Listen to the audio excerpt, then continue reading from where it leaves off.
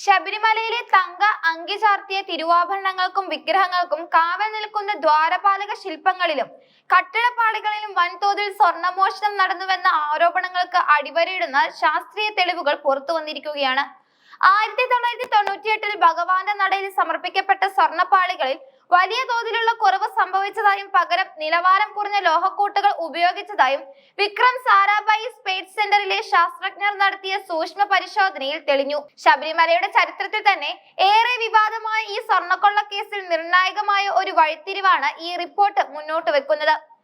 Vigilance കോടതിയുടെ നിർദ്ദേശപ്രകാരം seal ചെയ്ത കവറിൽ സമർപ്പിക്കപ്പെട്ട ഈ റിപ്പോർട്ട് പ്രത്യേക അന്വേഷണ സംഘത്തിന് കൈമാറിക്കഴിഞ്ഞു. ഇത് നാളെ ഹൈക്കോടതിയുടെ പരിഗണനയിലേക്കും എത്തും.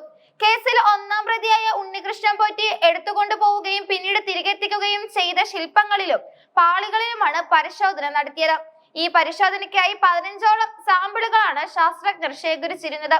1998 വിഖ്യാതമായ UB ഗ്രൂപ്പ് ശബരിമലയിൽ സമർപ്പിച്ച സ്വർണ്ണപ്പാളികളുമായി താരതമ്യം ചെയ്തപ്പോഴാണ് ഞെട്ടിപ്പിക്കുന്ന വിവരങ്ങൾ പുറത്തു വന്നത്. അന്നത്തെ അതേ ഗുണനിലവാരമോ സ്വർണത്തിന്റെ അളവോ ഇപ്പോഴത്തെ പാളികളിൽ ഇല്ലെന്ന് ശാസ്ത്രീയമായി സ്ഥിരീകരിക്കപ്പെട്ടു. ചെമ്പ് പാളികളിൽ സ്വർണം പൂശിയ രീതിയിലാണ് അന്ന് ഇവ നിർമ്മിച്ചിരിക്കുന്നത്. എന്നാൽ ഉണ്ണികൃഷ്ണൻ പോറ്റി തിരികെ നൽകിയ ശില്പങ്ങളിലെ സ്വർണത്തിന്റെ കനം കുറവാണെന്നും പൂശിയ സ്വർണത്തിന്റെ മാറ്റിൽ വലിയ വ്യത്യാസമുണ്ടെന്നും PSSC റിപ്പോർട്ടിൽ വ്യക്തമാക്കുന്നു. ഈ കേസിലെ അന്വേഷണം പൂർത്തിയാക്കി ഫെബ്രുവരി 3 മുൻപായി പ്രാഥമിക കുറ്റപത്രം സമർപ്പിക്കാനുള്ള തീവ്ര ശ്രമത്തിലാണ് പ്രത്യേക അന്വേഷണ സംഘം.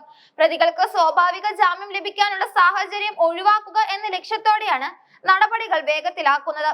പ്രതികളെ കസ്റ്റഡിയിലെടുത്ത് 90 ദിവസം തികയാനിരിക്കെ കുറ്റപത്രം സമർപ്പിക്കുന്നതിൽ കാലതാമസം നേരിട്ടാൽ അത് അന്വേഷണത്തെ പ്രതികൂലമായി ബാധിക്കുമെന്ന വിലയിരുത്തലിലാണ് പോലീസ് ഇപ്പോൾ ഉള്ളത്. VSSC റിപ്പോർട്ട് ലഭിച്ചതോടെ അന്വേഷണ സംഘത്തിന് കേസ് കോടതിയിൽ ശക്തമായി അവതരിപ്പിക്കാനുള്ള ആയുധം ലഭിച്ചിരിക്കുകയാണ്. ഈ റിപ്പോർട്ട് ഒരു ശാസ്ത്രീയ രേഖയായതിനാൽ തന്നെ കോടതിയിൽ ഇത് വലിയ തെളിവായി മാറും. പ്രാഥമിക കുറ്റപത്രത്തിന് പിന്നാലെ കൂടുതൽ തെളിവുകൾ ഉൾപ്പെടുത്തിക്കൊണ്ട് അനുബന്ധ കുറ്റപത്രങ്ങൾ സമർപ്പിക്കാനും SIT ആലോചിക്കുന്നുണ്ട്.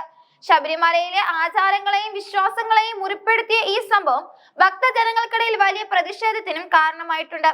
ക്ഷേത്രത്തിലെ അതിപാവനമായ വിഗ്രഹങ്ങളുടെ അലങ്കാരങ്ങളിൽ പോലും കൈവയ്ക്കാൻ ധൈര്യം കാണിച്ചതിന് പിന്നിൽ വലിയൊരു ഗൂഢാലോചന നടന്നിട്ടുണ്ടോ എന്നും അന്വേഷണ സംഘം പരിശോധിക്കുന്നുണ്ട്. തിരികെ എത്തിച്ച പാളികളിലെ സ്വർണ്ണക്കുറവ് കൃത്യമായ കണക്കുകളോടെ റിപ്പോർട്ടിൽ രേഖപ്പെടുത്തിയിട്ടുണ്ട്. സ്വർണത്തിന്റെ അളവിൽ വന്ന മാറ്റം കേവലം സ്വാഭാവികമായ തേയ്മാനം മൂലമല്ലെന്നും മറിച്ച് ആസൂത്രിതമായ നീക്കത്തിലൂടെ സ്വർണം അടർത്തി മാറ്റിയതുമാണെന്നാണ് പ്രാഥമിക നിഗമനം. വരും ദിവസങ്ങളിൽ ഹൈക്കോടതി ഈ റിപ്പോർട്ട് പരിഗണിക്കുമ്പോൾ കേസിൽ കൂടുതൽ പ്രമുഖർക്ക് പങ്കുണ്ടോ എന്ന കാര്യത്തിലും വ്യക്തത വരുമെന്നാണ് പ്രതീക്ഷിക്കുന്നത്. ശബരിമലയിലെ ആഭരണങ്ങളുടെയും സ്വർണത്തിന്റെയും സുരക്ഷ സംബന്ധിച്ച് നേരത്തെയും പല പരാതികൾ ഉയർന്നിട്ടുണ്ടെങ്കിലും ഇത്രയും ഗൗരവകരമായ ഒരു ശാസ്ത്രീയ റിപ്പോർട്ട് ലഭിക്കുന്നത് ഇതാദ്യമായാണ്. ഇത് വരും ദിവസങ്ങളിൽ കേരള രാഷ്ട്രീയത്തിലും ശബരിമല ഭരണ സംവിധാനത്തിലും വലിയ ചർച്ചകൾക്ക് വഴിമരുന്നിടും.